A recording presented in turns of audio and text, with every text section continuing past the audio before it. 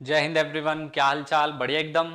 तो आज जैसे आपने थंबनेल से देख लिया होगा, सीडीएस का क्वेश्चन पेपर डिस्कस करने जा रहा हूँ, फिजिक्स का।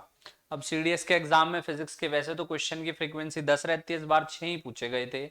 और बहुत सारे बच्चे जो नॉन साइंस बैकग्राउंड से होते हैं, दे फाइंड लिटिल डिफिकल्ट, है ना, फिजिक्स समझने के। लेकिन मैं बता देता हूँ, ये जनरल साइंस का पार्ट है, और जनरल साइंस नाम से ही समझिए जनरल साइंस। कुछ प्रोसेस, कुछ फिनोमिना से रिलेटेड आपसे हर बार क्वेश्चन पूछे जाते हैं, और यकीन मानिए बहुत आसान होते हैं। ठीक है जी। और मैक्सिमम टाइम से एक पैटर्न बना होता है पेपर के अंदर, वो हम लोग आज भी डिस्कस कर लेंगे। ठीक है, तो चलिए शुरू करते हैं। 6 क्वेश्चन है, फटाफट से आंसर देखते हैं। पहला सवाल जो है आपके सामने है ये, कहता है x-ray can be use to inspect welded joints between two metal part of a machine, study structure of crystal. X-ray, x-ray क्या है? एक्सरे एक इलेक्ट्रोमैग्नेटिक वेव है। वो कब प्रोड्यूस होती है? जब बहुत तेजी से इलेक्ट्रॉन जो है ना बॉम्बार्ड होते हैं किसी मेटल सरफेस पे, तब जो वेव्स निकलती है उनको एक्सरे बोलते हैं। इनकी पेनिट्रेटिंग पावर बहुत ज्यादा हाई होती है, और कई बार इनकी वेवलेंथ भी पूछ लेता है सीडीएस के एग्जाम के अंदर। तो पहले इस क्वेश्चन को देखते हैं। तो हमें उसने ऑप्शन दिए first, second only, both first and two, neither one nor two. तो इसका जो सही आंसर बचेगा, बिल्कुल, क्योंकि पेनिट्रेटिंग है तो इजीली हम लोग जो है क्रिस्टल स्ट्रक्चर को इजीली पढ़ पाते हैं। यह बिल्कुल सही जवाब है। क्रिस्टल स्ट्रक्चर को इजीली हम लोग पढ़ पाते हैं, बिल्कुल सही जवाब है। फर्स्ट देखो, वेल्ड करने के लिए मेटल पार्ट्स के बीच, जी हां, एनर्जी ज्यादा है तो दो पार्ट्स को वेल्ड करके जोड़ भी देता है। तो इसका सही आंसर आएगा सी। सी इज द करेक्ट आंसर। एक फैक्चुअल क्वेश्चन था, एक यूज पूछा गया था आपसे एक्सरे का, और मैंने साथ साथ ऊपर टॉपिक का नाम भी मेंशन किया है, वेव से पूछा गया है। वेव से पूछा गया है। चलिए क्वेश्चन नंबर 2 की बात करते हैं। कहता है which one of the following heat transfer is an example of convection. इनमें से कौन सा एग्जाम्पल कन्वेक्शन का है? Heating of food in microwave oven, boiling water in a pot on a gas stove, feeling the warmth in the sun and heating a brass rod at one end observing the temperature rise at the other and.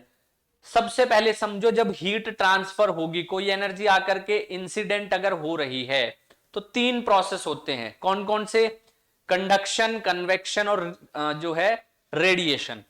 अगर मुझे किसी को, late से मैं class में खड़ा हुआ हूं और फर्स्ट बेंच के सामने, और जो लास्ट बेंच पे स्टूडेंट बैठा है, मुझे उसको एक नोटबुक पास करनी है।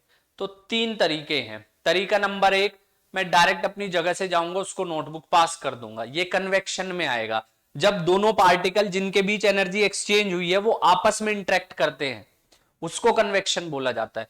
दूसरा तरीका क्या है? कंडक्शन का। मैं फर्स्ट को दूंगा, फर्स्ट सेकंड को देगा, सेकंड थर्ड को देगा, और इस तरीके से the book will reach the last student. आखिरी जो बच्चा है उस तक बुक पहुंच जाएगी। अब जो बॉडी एनर्जी दे रही है और जो बॉडी एनर्जी ले रही है, उनके बीच डायरेक्ट इंटरेक्शन नहीं है, इनडायरेक्ट इंटरेक्शन है। समझ रहे हैं ना? जो बीच में इंटरवीनिंग मीडियम है उनके थ्रू इंटरेक्शन है, उसको बोलते हैं कंडक्शन। तीसरा, अगर मैं ऐसे ही थ्रो कर दूं, ना किसी मीडियम पे डिपेंडेंसी है, कुछ भी नहीं, उसको बोलते हैं रेडिएशन। मीडियम की जरूरत ही नहीं पड़ती।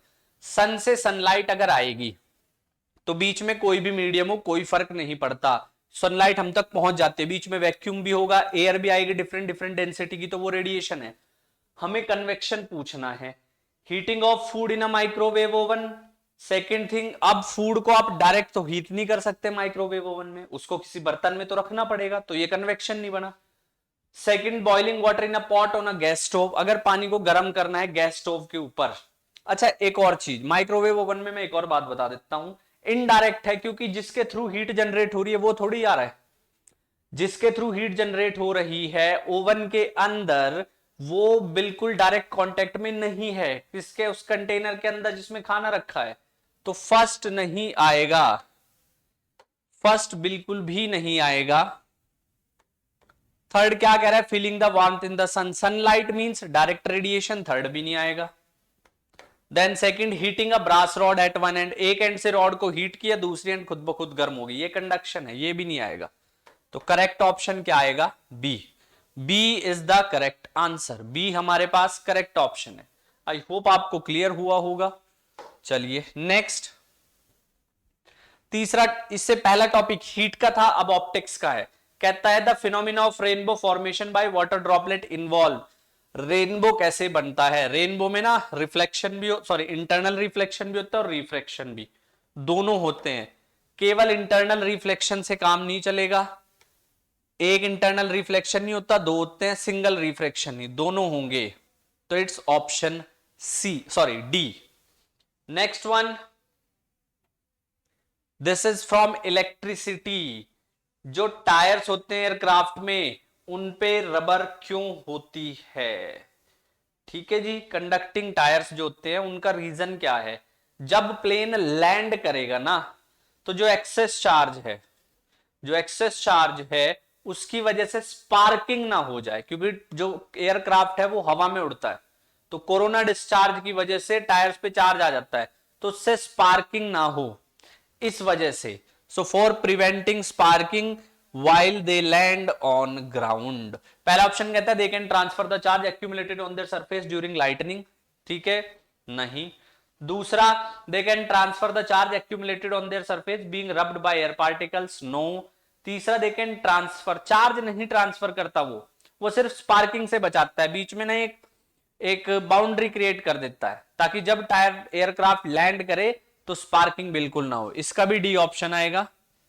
Next, which of the following statement for person suffering from presbyopia, एक ह्यूमन आई डिफेक्ट है जो एज के साथ होता है, इसमें दोनों होते हैं, मायोपिया भी हाइपरमेट्रोपिया भी, दूर का भी नहीं दिखाई देता, नजदीक का भी नहीं दिखाई देता, एज के साथ होता है, तो इसलिए इसमें हम बाइफोकल लेंस यूज करते हैं, we have to use bifocal lens. तो they can, no no no, it's not, it has nothing to do with colours, इसको रंगों के साथ कोई लेना देना नहीं है, ये दोनों ठीक है, D option, again option number D, ठीक है। ऑप्टिक्स का था, तो दो क्वेश्चन हो गए ऑप्टिक्स से इस बार। नेक्स्ट, एक साउंड वेव है, एक न्यूमेरिकल, एक साउंड वेव है जिसकी फ्रीक्वेंसी है 300 hertz and is traveling in an unknown medium, its wavelength is not known, it travels a distance equal to 150 times its wavelength in time t, the value of t। तो एक sound frequency है, ऐसा question जरूर पूछा जाता है, एक sound है। चलो सबसे पहले बात करते हैं फ्रीक्वेंसी की, फ्रीक्वेंसी है साउंड की 300 हर्ट्ज, 300 हर्ट्ज, ये साउंड की फ्रीक्वेंसी है। जब ये साउंड की फ्रीक्वेंसी है और डिस्टेंस उसने कितना ट्रेवल किया है ये भी हमें गिवन है, डिस्टेंस उसने ट्रेवल किया है 150 लैम्डा, तो हमें निकालना है टाइम। टाइम क्या होता है, टाइम होता है डिस्टेंस अपॉन स्पीड, बट हमें स्पीड नहीं गिवन है, तो जब हमें स्पीड नहीं गिवन है तो स्पीड की जगह क्या लिख लूंगा मैं, frequency into wavelength, frequency into wavelength. तो यहां पर ये आ गया 150 लैम्डा और ये आ गया 300 और इंटू लैम्डा, लैम्डा से लैम्डा कैंसिल, टी की वैल्यू आएगी 1/2 यानी कि 0.5 सेकेंड, टी की वैल्यू आ जाएगी आपके पास कितनी, 0.5 सेकेंड। तो ए ऑप्शन, ऑप्शन ए ये सही जवाब है। आपके पास दो क्वेश्चन वेव से आए थे, दो क्वेश्चन आपके पास जो है ऑप्टिक्स से आए थे 4, एक हीट से आया था 5, और किससे आया था, ऑप्टिक्स, एक इलेक्ट्रिसिटी से आया था, तो टोटल 6 क्वेश्चन आए थे।